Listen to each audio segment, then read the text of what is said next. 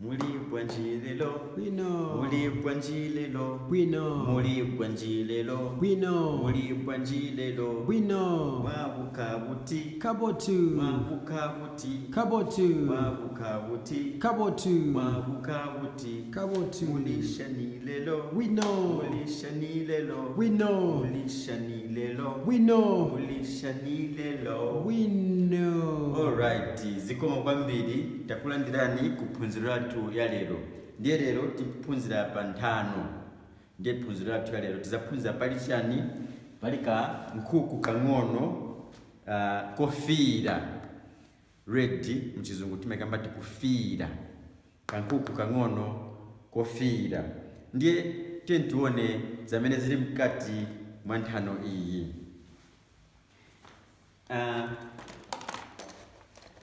Panali Tilitonse. panali kankuku kofira. Ndiye kankuku kofira tunali kunkhala pachani pamozi pachani pa nyumba imozi ndi zinyama zinango. Ndiye tiye ntione zili mkati umu. Ndiye mkati umu muli kankuku kacha kofira. Ndiye aka.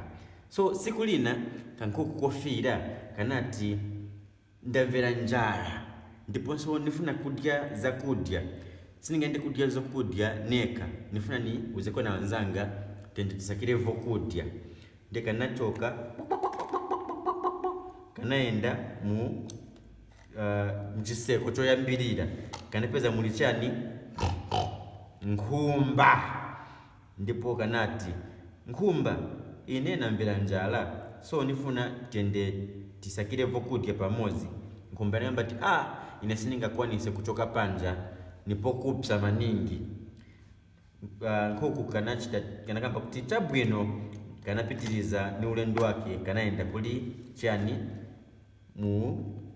mchiseko cha namba 2 kanapeza muli chani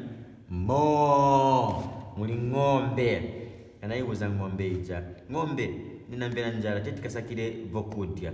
Kankuku kanauza ng'ombe anayamba ati ine ni nthawi yanga yopasa mmereki kapena mkaka, so ine siningakwanise kuti ndisakire vokudya. Kanachoka kankuku kaenda muchiseko cha namba 3 kapena chachitatu kanapeza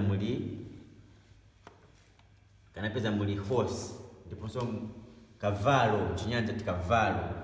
Kanagamba kuti tiye tikasakiriza kudya kavalo, koma kavalo kamba ati ine nimvera mendo kubaba siningakwanise kuchoka panja. Kankuku kamba ati okay chabwino, kanayamba kulendo.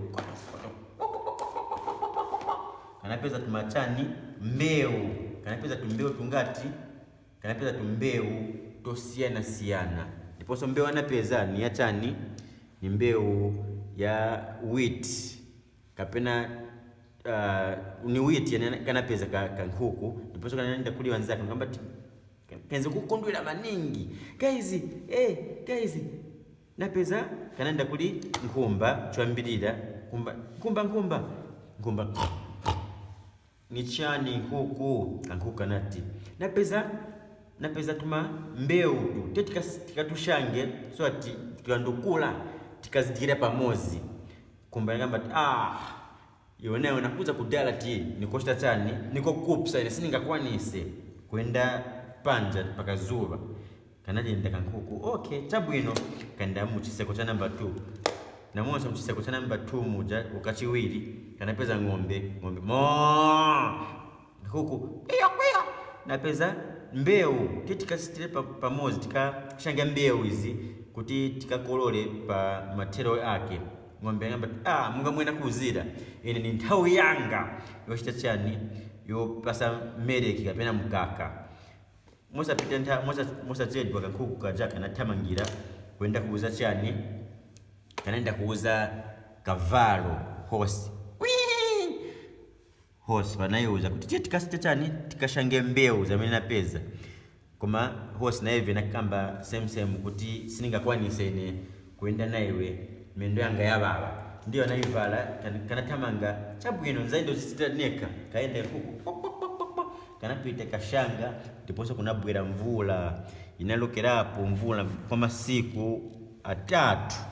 Ndiponso kanaenda kunyumba kankuku kukhala mkanyumba yake, and then panapita masiku ya 3 chiname ndiponso tuyatuma seeds tujakapena mbeu inamera mu udimba, ndiponso katauka kankuku kanaenda kucheckinga kusakira kuti mbeu zanga zakula, kanachoka kuja kondwera kwambiri, kanatamanga nuza mbuzi nkumba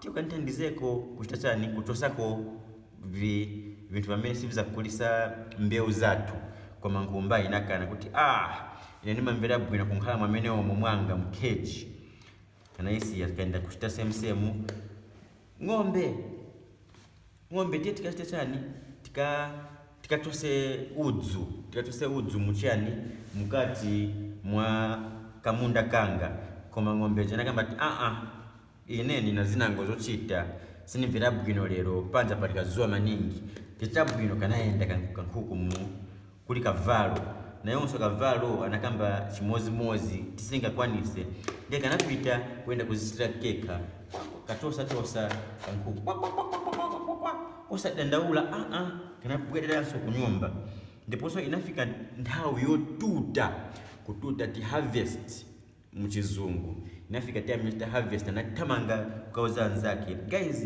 ni nthawi manje yotuta, wonse banamkanira anambira muli nkumba, koma nkumba yamba ine singakwanise ndinolema maningi, nayo ng'ombe nakamba ine singakwanise na chani na horse naye vinakamba same kanapita kankuku kekha kwenda kuchita chani kututa witija, kanapereka kuti kunyumba, katafika kunyumba kanayika bwino nubwereranso kuli anzake nukamba ti anzanga tiyeni tikachite chani tikabule tipange flour kuti tikapange chani mkate apena bread pachizungu. Nkumba inakana ndiponso na ng'ombe inachita chani naye ng'ombe inakana tisingakwanise ine ndine olema maningi, nayonso kavalo anakana, anapitiliza na ulendo wake nkuku kanazisenzera keka kankuku, ndiponso kufikira pa nthawi yamene kankuku kanakamba kuti manje ni nthawi yopanga mkate, kanapita mnyumba kapanga mkate, ndiponso katapanga mkate katasiriza kanabwera panja nuuza wanzake kuti anzanga yakwana nthawi yakudya manje, ndiponso kunanunkhira kwambiri nauja chiyani mkate, ndiye aliyense nkumba inasegula do ng'ombe inasegula do, ndiponso kavalo nawonso anasegula ndikuchoka nukamba kuti tentidire pamozi tonse, koma kankuku kanati siningakwanise kudya na imwe ndine olema maningi, ndifuna kudya cheneka. Mukumbukira kuti tenzeri kufunika kuchitira pamozi zinthu izi, napirira ineneka koma inu nonse simnachiteko vili vonse munali olema, ndiye pakudya mufuna mubwere mudye na ine. Kankuku kaja kanadya kekha, but kankuku kaja sikenzeri stingy kapena sikenzeri komana, kanawaitanira anzake, but kakalipo kuwaitanira kanawaza kuti ngabo kuitanirani kuti tidye tonse, nifuna muniuze kuti zonse kuyambira lomba zambochitira pamozi. Nkumba inachita inavomereza na chiyani na ng'ombe na kavalo anavomereza kuti kuchoka ya lomba hapa zambochitira zinthu pachiyani pamozi, ndiye zikoma kwambiri. Iyo ndiye inali nthano yathu, ndiye tikondwera kwambiri pamwe muchita subscribe ndiponso nikulike ma videos yathu. Nene zinanga ndine Andrew, ndiye tapita.